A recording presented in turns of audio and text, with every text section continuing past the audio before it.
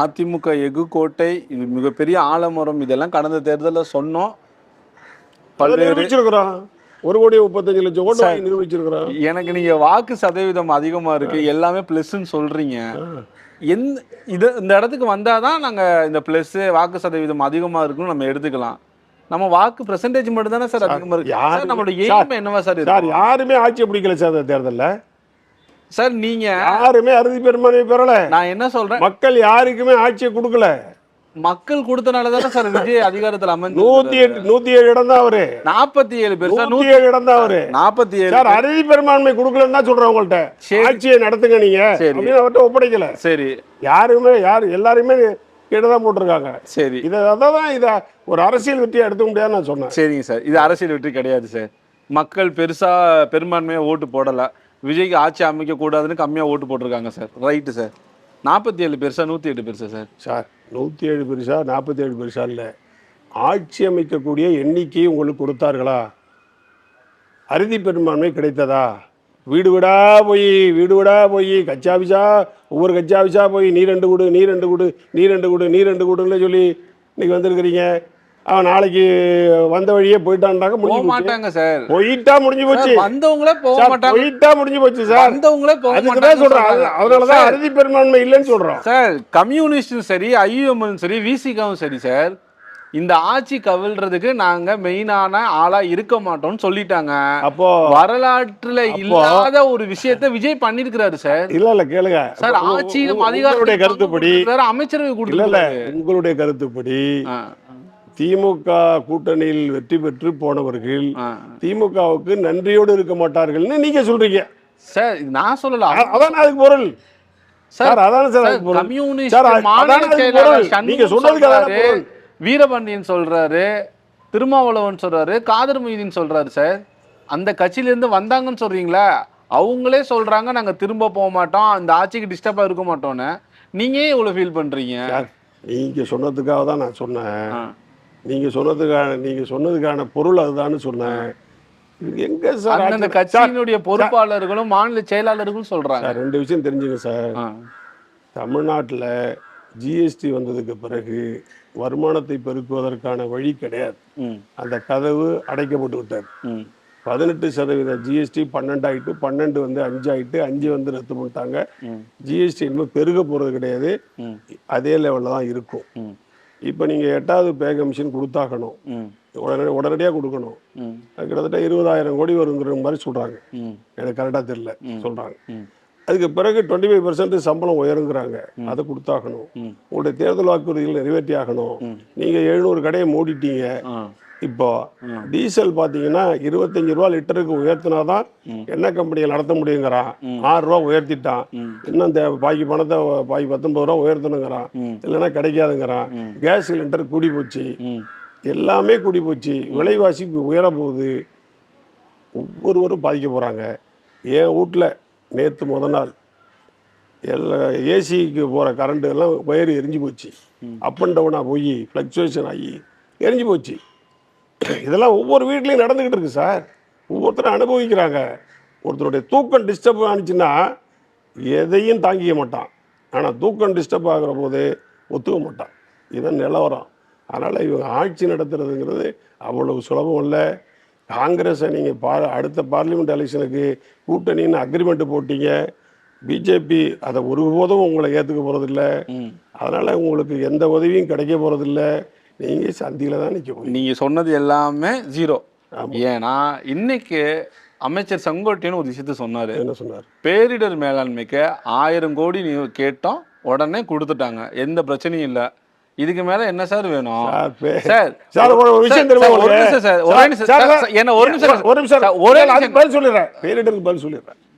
பேரிடர் மேலாண்மைக்கு பணம் கொடுக்கறதுங்கிறது தொடர்ந்து ஆண்டுக்கு ஆண்டு தொடர்ந்து அட்வான்ஸா கொடுத்துருவாங்க. சரி, கொடுத்ததுக்கு பிறகு அந்த பணம் ஏன்னா வந்ததுக்கு பிறகு கொடுக்கப்படாதுங்கிறத அட்வான்ஸா கொடுத்துருவாங்க.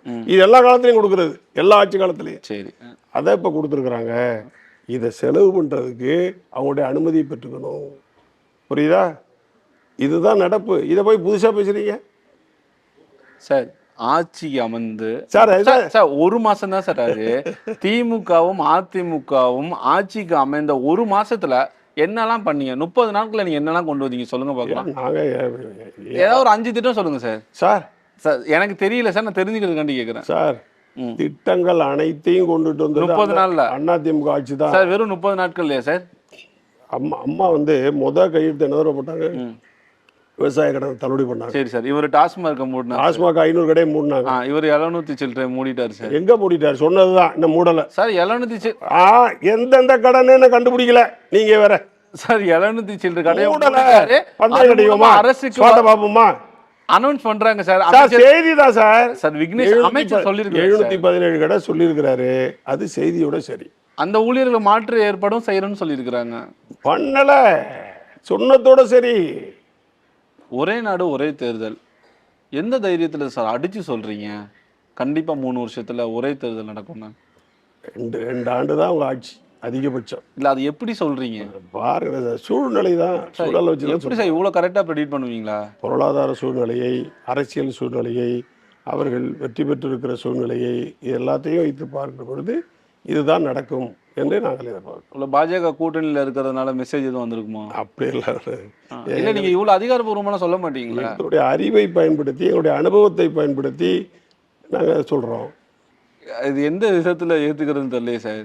ஆமாம் சார், எங்களுடைய அனுபவத்தை பற்றி எனக்கு 53 ஆண்டு கால அரசியல் அனுபவம் உண்டு. இந்த ஆட்சி அவ்வளோதான் தாக்கு பிடிக்கும், அதுக்கு மேலே தாக்கு பிடிக்காது என்பது என்னுடைய அனுபவம். சரி சார். இந்த 53 வருட அரசியல் அனுபவத்தில் கூட்டணி கட்சியை சேர்ந்தவங்களுக்கு அமைச்சரவை கொடுத்துருக்கிறாரு முதலமைச்சர் விஜய். எப்படி பார்க்குறீங்க? அதாவது வேற வழி இல்லாமல் அவர் கொடுத்துருக்கிறார், தவிர விரும்பி கொடுக்கல. அறுதி பெரும்பான்மையை பெற்றிருந்தாருன்னா கூட்டு கொடுப்பாரா? இது ஒரு கேள்வின்னு கேட்குறீங்களே. இதுதான் சார் கேள்வி.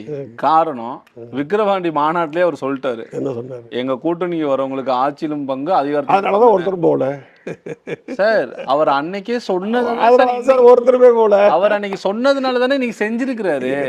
இன்னைக்கு அவர் சுயலாபத்துக்காண்டி அமைச்சரவை அவர் கொடுக்கல. அவர் அன்னைக்கு சொன்னதை நீங்க செஞ்சிருக்கிறாரு. சொன்னது தவறு. அவர் சொல்லியும் அங்க யாரும் அவர் கடையில யாரும் போய் விலை போகிறதுக்கு யாரும் தயாராக இல்லை. கூட்டணி யாரும் அவரை நம்பி யாரும் கூட்டணிக்கு போக தயாராக இல்லை. அதுதான் அன்றைக்கு இருந்த அரசியல் சூழ்நிலை. அன்னைக்கு இருந்த அரசியல் சூழல் அப்படியே தலையில மாத்திட்டார்ல. அவர் மாத்தல சார். 107 தொகுதி சும்மா கிடைக்கல சார். மக்கள் ஓட்டு போட்டிருக்காங்களே சார். அதாவது சார், எங்க ஊர்ல ஒருத்தருக்கு 10 லட்சம் ரூபா இப்போ லாட்டரி ஷீட் அடிச்சது. இந்த பிச்சைக்கார மறுவாழ் இன்னொரு கலைஞர் வந்து அப்போ ஒரு லாட்டரி ஷீட்டு சிறப்பு இனமாக போட்டார். அப்போ 10 லட்சம் ரூபா இப்போ அடிச்சுது. அவர் சாதாரண விவசாயி, திடீர்னு லட்சாதிபதினு ஆயிட்டார். அப்போ லட்சாதிபதினா பெரிய மரியாதை. இப்போ கோடீஸ்வரன்னா தான் மரியாதைன்னு வச்சுங்க. லட்சாதிபதி ஆயிட்டார். அந்த மாதிரி லட்சாதிபதியானவர் மாதிரி தான் ஆயிருக்கிறார் விஜய். இப்போ அதிர்ஷ்டத்தில் ஓடியாந்துட்டார். இது அரசியல் ரீதியான வெற்றி இல்லை. இந்த அதிர்ஷ்டம் எடப்பாடி கூட இல்லைல்ல சார்.